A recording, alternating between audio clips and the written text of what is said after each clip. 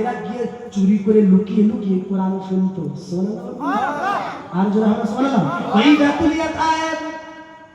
ওয়াইদা তুলিয়াত আলাইহিম আয়াত, যখন মানুষের কাছে আমার আয়াত কোরআন তেলাওয়াত করা হয়, যাদাতুহু ঈমানান ওয়া আলা রাব্বিহিম ইয়াতাওয়াক্কালুন। আল্লাহ বলে মুমিন যারা হবে কোরআনের আয়াত তেলাওয়াত করার কারণে তাদের ঈমান বৃদ্ধি পাবে। কোরআন এমন আকর্ষণীয় জিনিস, এমন একটা কিতাব, পৃথিবীর সব কিতাব বারবার পড়বে, একবার দুবার তিনবার পড়বে আর ভালো লাগবে না, কিন্তু কালামুল্লাহ আমার আল্লাহ এমন একটা কোরআন নাজিল করে দিয়েছে আমাদের নবীর উপরে আমাদের হেদায়েতের জন্য, যে কালাম বারবার যত পড়ি ততই মজা লাগে। জোরে বলুন সুবহানাল্লাহ। নামাজে সূরা ফাতিহা প্রতিদিন প্রতি রাকাতে তো সূরা ফাতিহা পড়তে হয়, হয় না? নামাজে প্রতি রাকাতে সূরা ফাতিহা পড়তে হয় না, হয় না? তা আমরা যত পড়ি ততই মজা লাগে, ততই মজা লাগে। আল্লাহ বলে আমি কোরআনে মধু রেখেছি, জান্নাতি মধু, যে সেবন করবে তার দেহের সমস্ত রোগ দূর হয়ে যাবে। জোরে বলো সুবহানাল্লাহ। নবী কাবার চুপটি কোরআন তেলাওয়াত করছেন, আবু জেহেল উতবা সাইবা চুপি চুপি করে রাতের অন্ধকারে গিয়ে কোরআন তেলাওয়াত শুনছে। সারা রাত সারা দিন নবীর বিরুদ্ধে কথা বলে, আর রাত হলে তার নবীর মুখের কোরআন শোনে। আর জোরে বলো সুবহানাল্লাহ।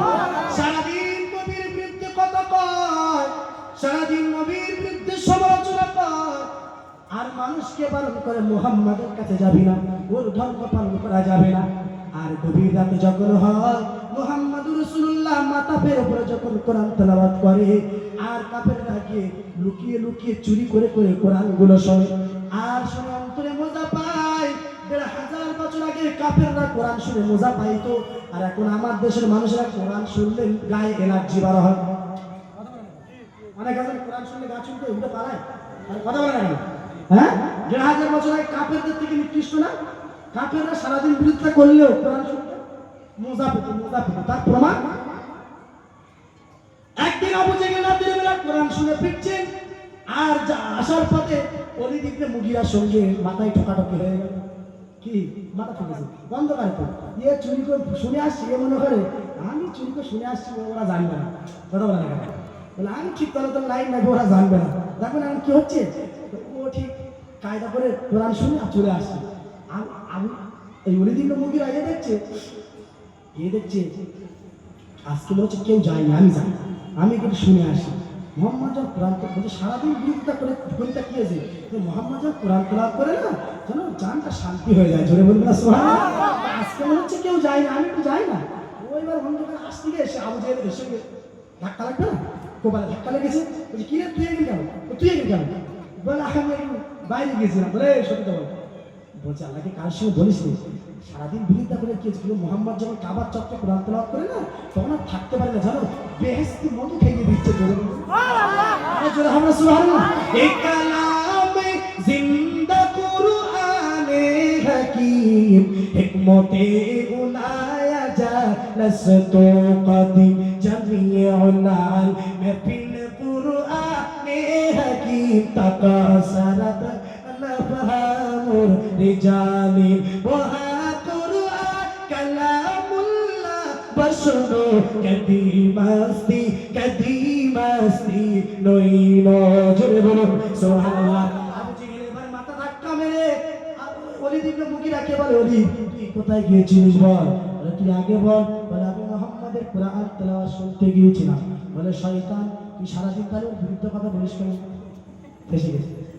তুই তো সারাদিন লোকের পুলিশ ওকে যায় না, ওকে যায় না, এই দলের ও ওই দলের, তুই কোরআন শুনছিস, এ তুই ফেসে গেছে, বিরাট ফাঁকা বেড়ে গেছে। মা তো বেশি বুঝতে লিখে রাখ, ৩ জায়গায় লাগে কথা বলে না।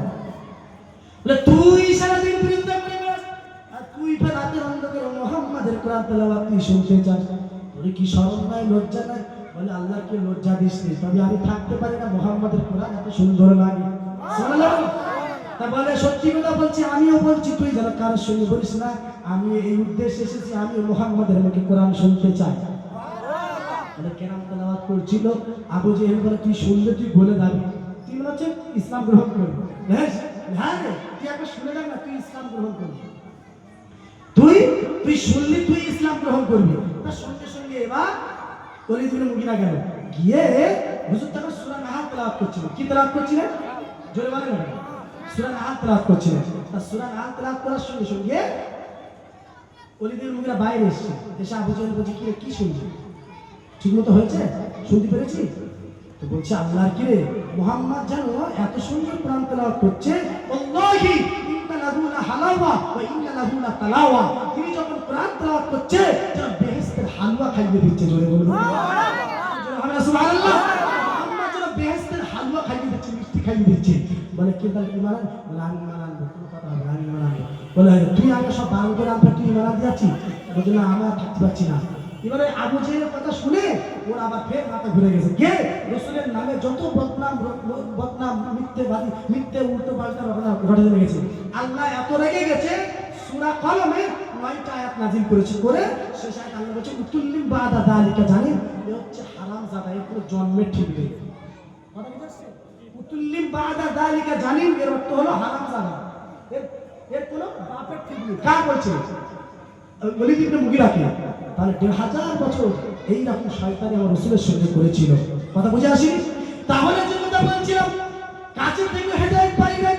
আফ্রিকার বেলাল কোথায়? হাবশি বেলাল। কালো মানুষকে দেখে আমরা সম্মান করি না, তাই না? কালো মানুষ দেখলে আমাদের ঘৃণা লাগে। আল্লাহ বলে যে হবে কালো, আমার কাছে হবে সে ভালো। জোরে বলো সুবহানাল্লাহ। কেন? কালোর দাম আমি আল্লাহ দিয়েছি মর্যাদা। কাবার গায়ের রং হলো কি? কালো। জোরে বলবেন না সুবহানাল্লাহ। কাবার গায়ের রং হলো কালো, আমার ঘরের রংটা হলো কালো। বেলাল হলো কালো। বেলাল রাদিয়াল্লাহু তাআলা এমন একজন সাহাবী, রাসূলুল্লাহর প্রেমে ইশকে দেওয়ানা হয়ে গিয়েছে। মক্কা বিজয় হলো, মক্কা বিজয়ের দিন আমার আল্লাহ নবী বলে, হে বেলাল, কাবার ছাদে আর উঠে স্পষ্ট আযান দিয়ে দে, আজকে স্পষ্টভাবে আমরা নামাজ আদায় করব। নবী বলে না, আদায় করা যাবে না, কাফেররা চতুর্দিক থেকে ঘিরে ফেলবে। হযরত উমর বলে, ও নবী, আজকে আমি উমর বেঈমান অবস্থায় আমি ওদের লিডার ছিলাম, আজকে আমি ঈমান এনেছি, কোন মায়ের লাল এখানে জন্মায়নি, আমি উমর আমার সামনে কথা বলবে। ও নবী, আজকে ডাইরেক্ট আযান হবে, জোহরের আযান হবে, মক্কা বিজয় হবে, আর এখানে আমি উমর বলছি আজকে কাবার মাথাবে ডাইরেক্ট স্পটে নামাজ হবে। আসুক, কার বিবিকে বিধবা করবে, কার সন্তানকে এতিম বানাবে, সে আমার কাছে আসুক। আজকে নামাজ আর গোপন হবে না, আজকে নামাজ হবে প্রকাশ্য মাতাবে। কি সাহাবী উমর বলছে আজকে ডাইরেক্ট হিট হবে, ডাইরেক্ট হিট। সুবহানাল্লাহ বলবেন? আর গোপন নাই, ডাইরেক্ট হিট হবে, ডাইরেক্ট হিট। অর্থাৎ মাতাবে আজকে ডাইরেক্ট নামাজ হবে। লুকোচুরি আর না, অনেক হয়েছে, অনেক হয়েছে। হযরত উমর ফারুক রাদিয়াল্লাহু তাআলা যে রাসূলের মাথা নিতে আসছিল, আল্লাহর নবী মসজিদ নববীতে বসে আছেন। আবু বকর ভয় করছে, নবী দেখেন না, ওই যে উমর সে তরবারি আনছে, আমাদের গর্দান পুরোটা নামিয়ে দেবে। হঠাৎ করে আমার নবী বলে, আবু বকর টেনশন করার জায়গা নাই, আমার আল্লাহ তো আমার সঙ্গে আছে, আল্লাহ আমাদের সঙ্গে আছে, শুধু আমি আর তুমি না, আমাদের সঙ্গে আল্লাহ আছে। সুবহানাল্লাহ বলবেন? যে তরবারি নিয়ে আমার গর্দান নামাতে আসছে, দেখো দেখো আল্লাহর কি কুদরতি কারিশমা। আমার নবী মোনাজাতে হাত তুলে বলে, আল্লাহ, দুই উমারের ভিতরে এক উমারকে আপনি ইসলামের ঢাল বানিয়ে নিন। আমার আল্লাহ নবীর দোয়া কবুল করে নিয়েছে।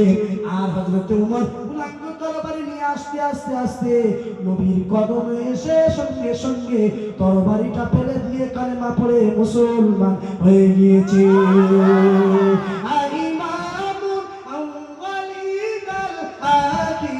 বরসাতকা রাহমাতাল লিল আলামিন সাইয়্যিদুল কওনাইন খাতুমুল মুরসালিন আখিরামুত বুদে ফখরুল আউয়ালিন। জোরে বলুন সুবহানাল্লাহ।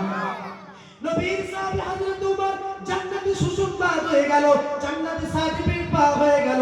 সাহাবী উমর রাতের অন্ধকারে দাঁড়িয়ে নামাজ পড়ে, আর নামাজে কি তেলাওয়াত করে জানেন? ইন্নাল্লাহা আশতারা মিনাল মুমিনিনা আনফুসাহুম ওয়া আমওয়ালাহুমুল জান্নাহ। ওগো আল্লাহ, মুমিনের আপনি বলেছেন জান আর মালের বিনিময়ে জান্নাত দেবেন। সুবহানাল্লাহ। আপনি তো মুমিনদেরকে বলেছেন ইন্নাল্লাহা আশতারা, নিশ্চয়ই আল্লাহ কিনেছেন মিনাল মুমিনিনা আনফুসাহুম ওয়া আমওয়ালাহুম বিআন্না লাহুমুল জান্নাহ। নিশ্চয়ই আপনি তো বলেছেন আমি মুমিনের জান আর মালের বিনিময়ে জান্নাত ওদেরকে দিয়েছি, আর জান মাল আমি কিনে নিয়েছি। জোরে বলুন সুবহানাল্লাহ।